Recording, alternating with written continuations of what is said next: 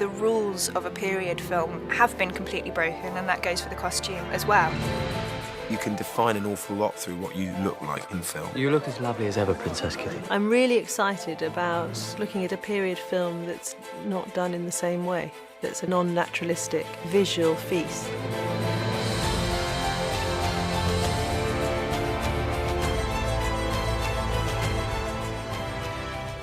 In our very first meeting, Joe said we're going to mix 50s couture with 1870s silhouettes. A lot of 50s couture was looking back to a late 19th century style, and the two meshed together really well.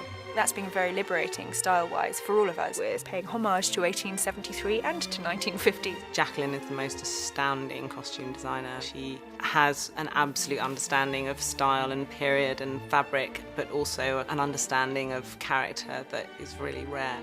Anna! There's two dresses that have got really 50s bodices. The dress that she wears at the tea room and in the Grand Hotel, and the dress that she wears at the races. It's got an asymmetric fastening like this with buttons and a swoop of taffeta around the neck, and then the same 1870s skirt shape. And they differ from the 50s in the sense that they've got a long kind of tail which folds into the bustle so that it accentuates the 1870s shape. It's a real sliding scale, with Anna being the most 50s, and then it slides away to becoming more and more period, with the exception of Betsy, who is not at all period.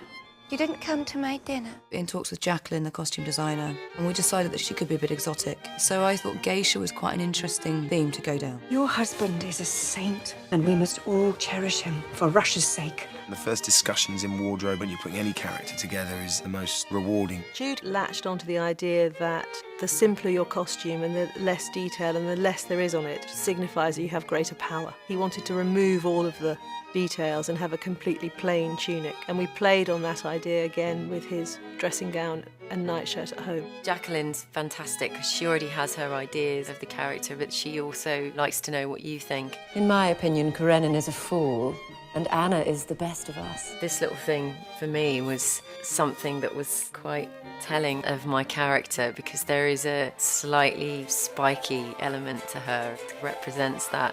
My dear, I'm a sales catalogue. Costume design has been an eye-opening experience for me with Jacqueline. The way they approach costume, there was a huge amount of the character came through the different looks. I'm Countess Vronskaya. I've been in St. Petersburg for the christening of a granddaughter. My character is supposedly aging beauty. I had this idea that she's worried that her neck's looking old, and I wanted some sort of collar.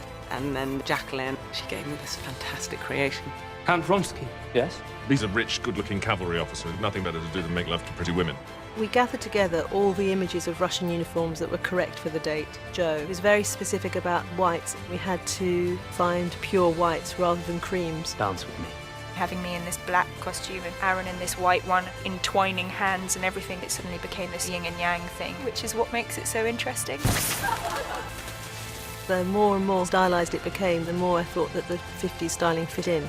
It's great for the film. I think it's another strand in the theatricality of it. We just set off in the boat that takes us through Anna Karenina, and we get to the other side, and you hope for the best.